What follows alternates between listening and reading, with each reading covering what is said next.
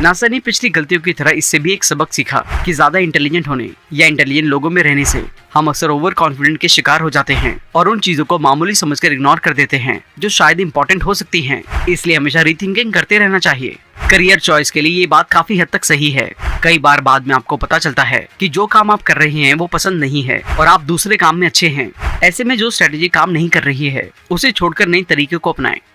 एक छोटे से गांव में एक सैम नाम का लड़का रहता था। अपने स्कूल के दौरान सैम ने ट्रेडिशनल एजुकेशन के साथ स्ट्रगल किया। वो क्लासरूम के माहौल में कभी भी कंफर्टेबल नहीं हो पाया, जिससे किसी भी एग्जाम को पास करने के लिए उसे बहुत ज्यादा मेहनत करनी पड़ती। तब भी उसके मार्क्स मिनिमम ही आते। जैसे तैसे उसने स्कूल और कॉलेज को पास किया। उसके बाद जैसे ही वो अपनी जॉब में गया तो उसे वहाँ भी काफी स्ट्रगल करना पड़ा, लेकिन उसे समझ आया कि उसे अपनी थिंकिंग, अपनी अप्रोच सब पर वापस से काम करना होगा। कोई भी पुराने रूल काम नहीं आएंगे। नए रिजल्ट्स पाने के लिए कुछ नया करना होगा और उसने इसी अप्रोच के साथ आगे बढ़ना शुरू किया। उसने पुराना सब भुलाकर नई चीजों को सीखना शुरू किया। उसने अपनी स्ट्रेंथ पर काम करना शुरू किया। उसने लोगों को ऑब्जर्व करना शुरू किया कि एक सक्सेसफुल इंसान किन सब चीजों को करके सक्सेसफुल हो रहा है। उसने रियलाइज किया उसका लर्निंग स्टाइल बहुत ही प्रैक्टिकल है। वो चीजों को करके देखते हुए बेहतर ढंग से कर पा रहा था। वो थोड़ा स्लो था लेकिन बहुत ही ज्यादा इफेक्टिव, और धीरे धीरे वो सक्सेस को अचीव करता गया।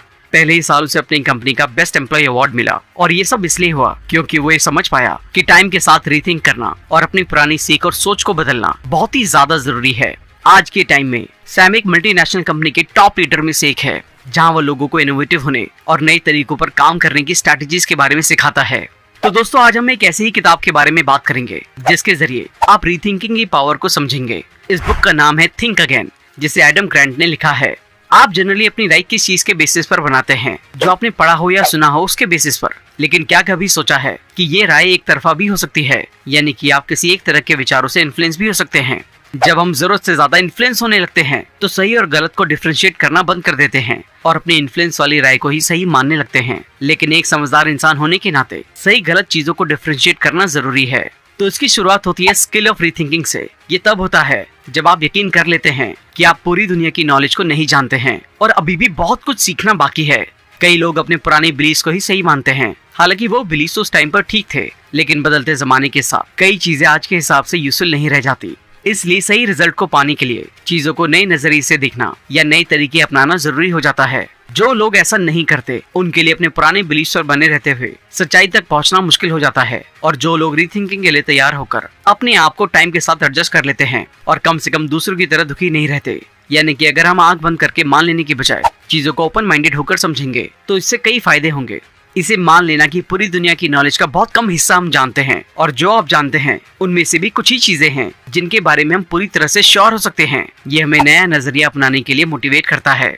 तो रीथिंकिंग क्या है, ये कैसे काम करती है, कैसे पुराने अननेसेसरी बिलीव्स को छोड़कर नए यूजफुल बिलीव्स को अपना सकते हैं और आसपास के लोगों को अपनी राय से कन्विंस कर सकते हैं, कैसे अपने ऑफिस में स्टाफ को हमेशा लर्निंग माइंडसेट अपनाने के लिए मोटिवेट कर सकते हैं, ये सब हम आज जानने वाले हैं। अगर आप अपने घर या ऑफिस में लर्निंग एनवायरनमेंट को डेवलप करना चाहते हैं या लीडर बनना चाहते हैं तो ये वीडियो आपके लिए काफी यूजफुल होने वाली है।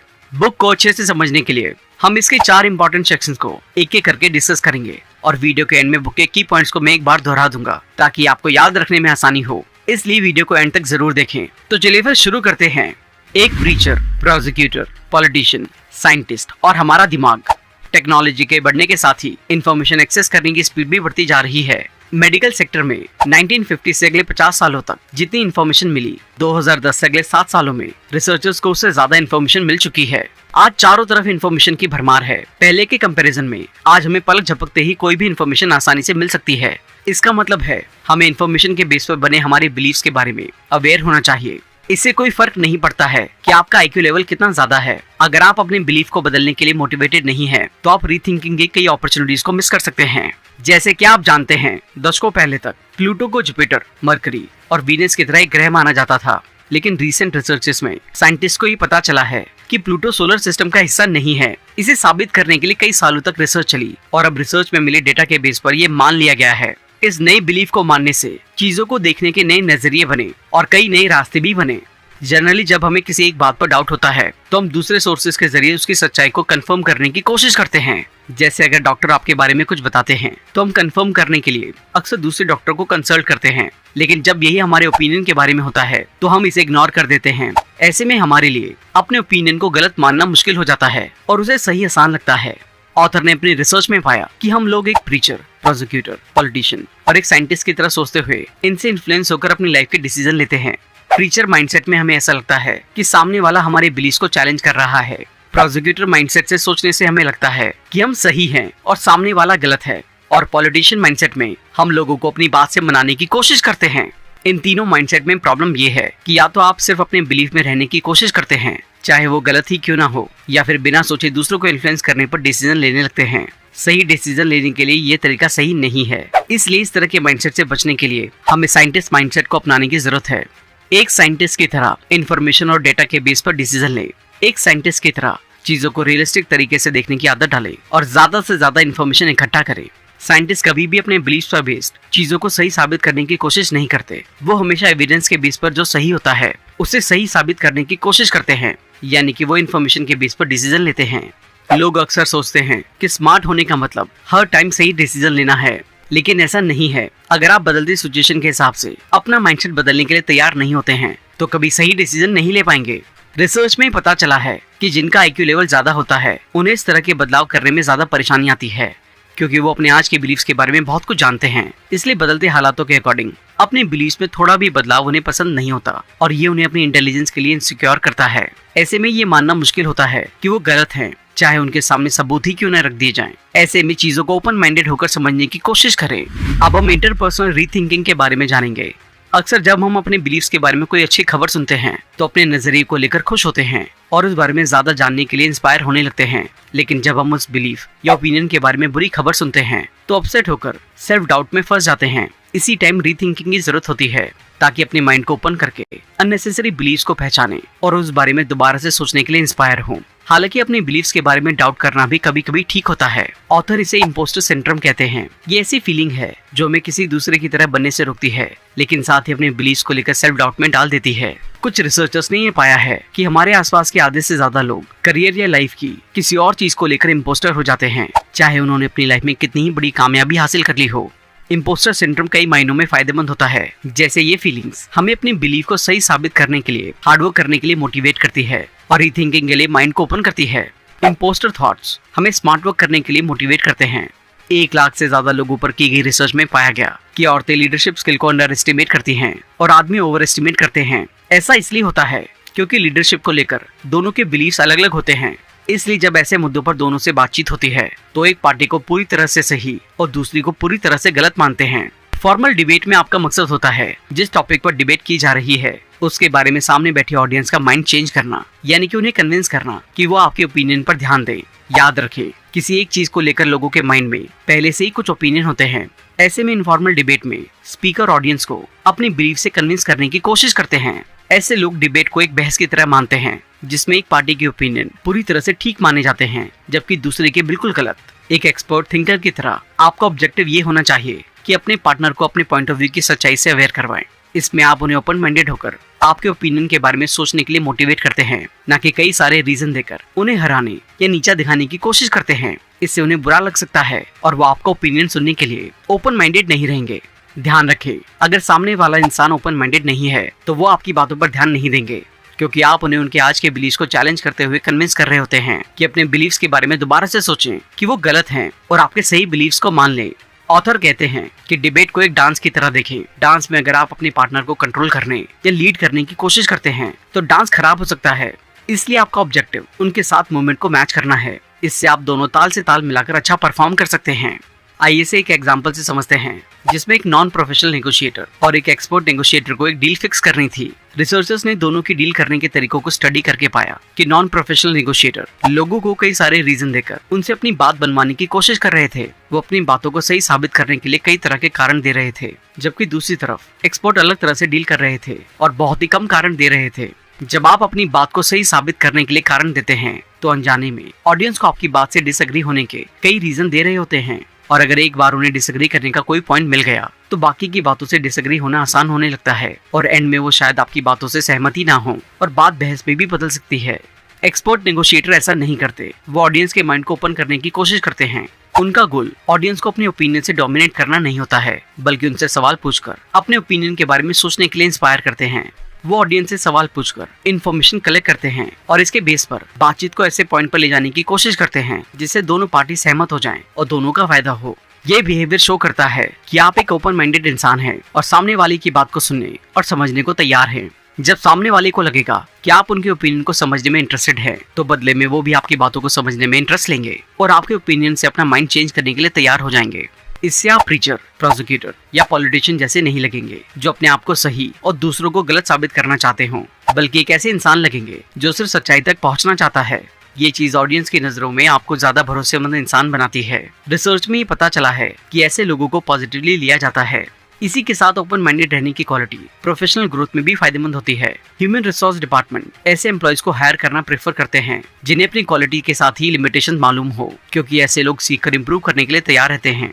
अब हम कलेक्टिव रीथिंकिंग के बारे में बात करेंगे। क्या कभी आप ऐसे आर्गुमेंट में फंसे हैं जैसे क्लाइमेट चेंज या पॉलिटिकल ओपिनियन को लेकर कभी आपकी बहस हुई हो? तो आपने नोटिस किया होगा कि लोग बहुत जल्दी इमोशनल हो जाते हैं। एक अलग ओपिनियन सुनकर हम लोगों की बात को सुनना ही नहीं चाहते। उनकी बात पूरी होने से पहले ही हम मान लेते हैं कि हम सही हैं और दूसरा इंसान गलत। और सारी परेशानियां यहीं से शुरू होती हैं, जो दो अपोजिट ओपिनियन वाले लोगों के बीच कॉन्फ्लिक्ट को जन्म देती हैं। इस माइंडसेट के लोग ये मानते हैं कि चीजें या तो सही हो सकती हैं या फिर गलत। एग्जाम्पल के लिए एबॉर्शन का मुद्दा ले लीजिए। कुछ लोग फैमिली प्लानिंग को देखते हुए इसे स्मार्ट वर्क की तरह अप्रिशिएट करते हैं। वहीं कुछ सोशल ग्रुप्स में ऐसा करने वालों को एंटी अबॉर्शन के रूप में देखा जाता है, जिनमें इमोशंस नहीं होते, अपने पर्पस के लिए अपने ही बच्चे का अबॉर्शन करवा देते हैं।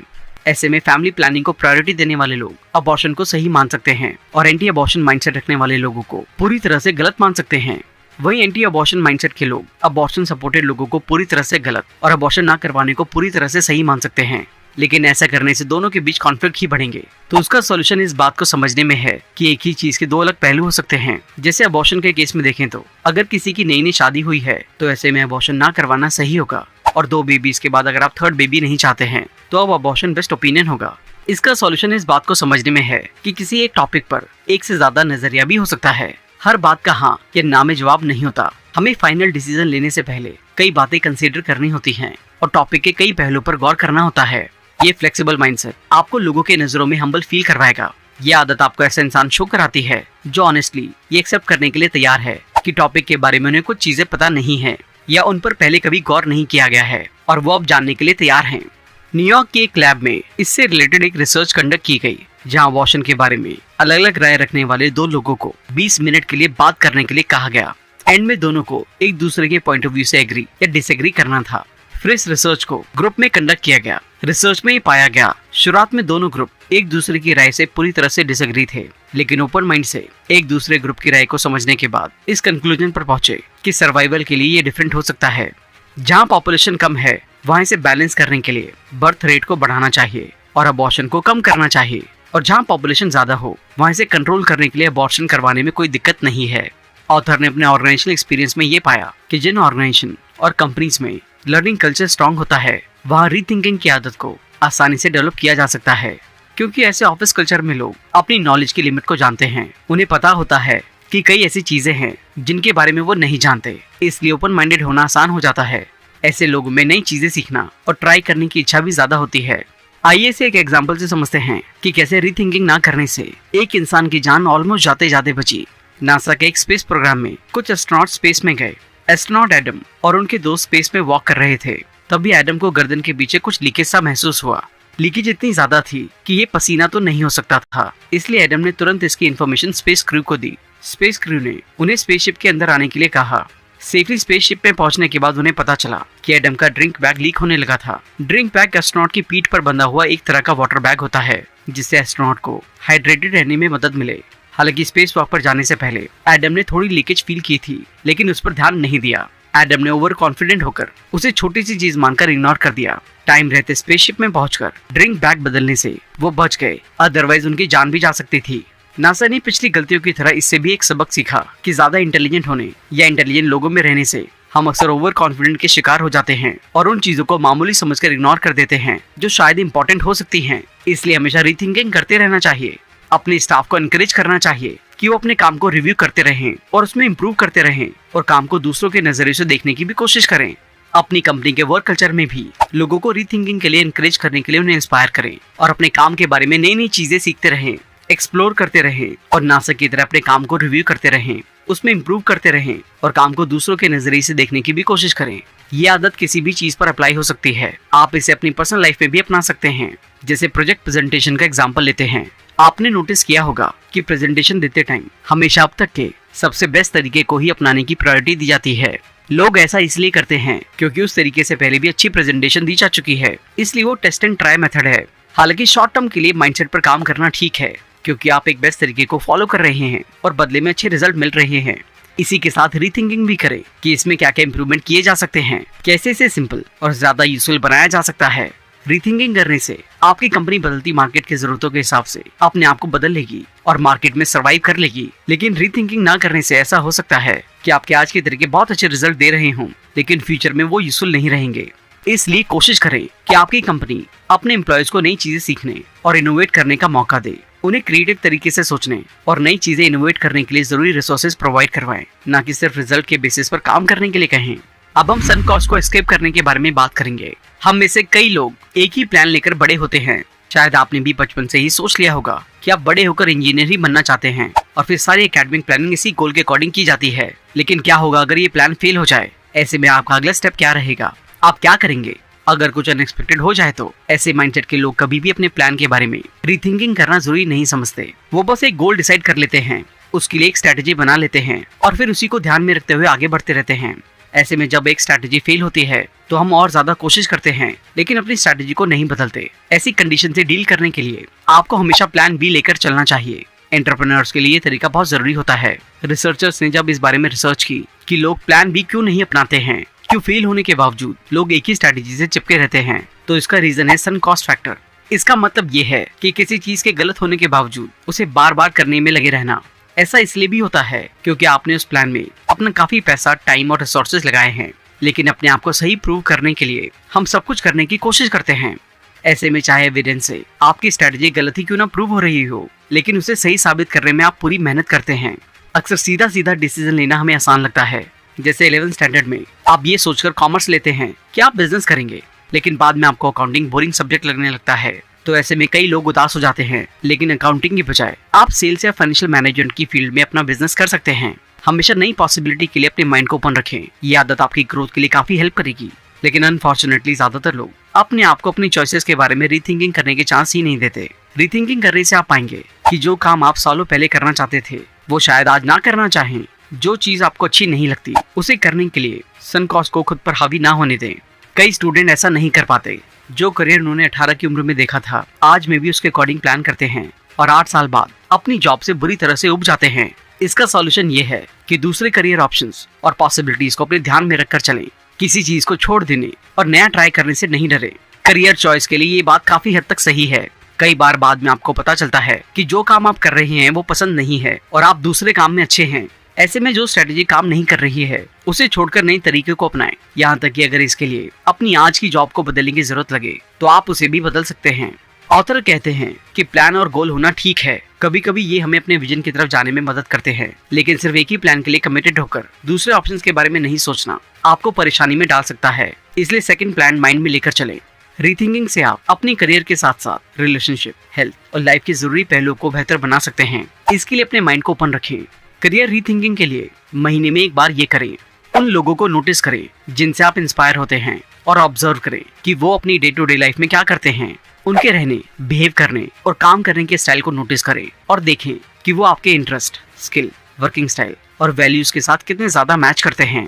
अपने आप को टाइम टाइम पर टेस्ट करते रहें। इसके लिए बस टेस्टिंग के पर्पज से इंटरव्यू दें। अगर आप स्टडी कर रहे हैं तो इंटर्नशिप करें ताकि आपके काम का टेस्ट होता रहे।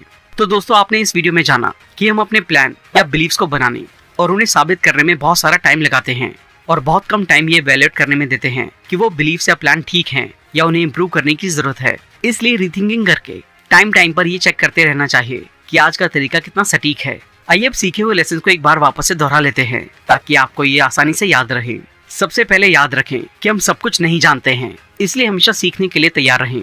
ज्यादातर लोग अपना डिसीजन 3 माइंडसेट, फीचर, प्रोसिक्यूटर या एक पॉलिटिशियन से इन्फ्लुएंस होकर लेते हैं। इससे कई बार सच्चाई तक पहुंचना मुश्किल हो जाता है। इसलिए साइंटिस्ट माइंडसेट से फैक्ट के बेस पर ही अपने डिसीजन लें। अगर आप चाहते हैं कि लोग आपके पॉइंट ऑफ व्यू पर भी गौर करें, तो अपने आप को सही साबित करने की रीजन देने की बजाय उनसे सवाल पूछकर अपने व्यूज के बारे में जानने की क्यूरियोसिटी बढ़ाएं। हर चीज के कई अलग अलग पहलू हो सकते हैं, इसलिए अपने पॉइंट ऑफ व्यू से दूसरों को डोमिनेट करने की कोशिश ना करें, बल्कि म्यूचुअल अंडरस्टैंडिंग के साथ दोनों के नजरिए को समझें। इससे आप उस टॉपिक के बारे में एक नए नजरिए से अवेयर हो जाएंगे। हमेशा अपनी आज की स्ट्रेटेजी के बारे में रीथिंकिंग करते रहें। सोचिए कि क्या इससे बेहतर किया जा सकता है। अगर आप एक बिजनेसमैन हैं तो सोचें कि कैसे आने वाले टाइम में मार्केट के डिमांड को देखते हुए अपने प्रोडक्ट या काम करने के तरीके को आप बदल सकते हैं। थैंक यू दोस्तों।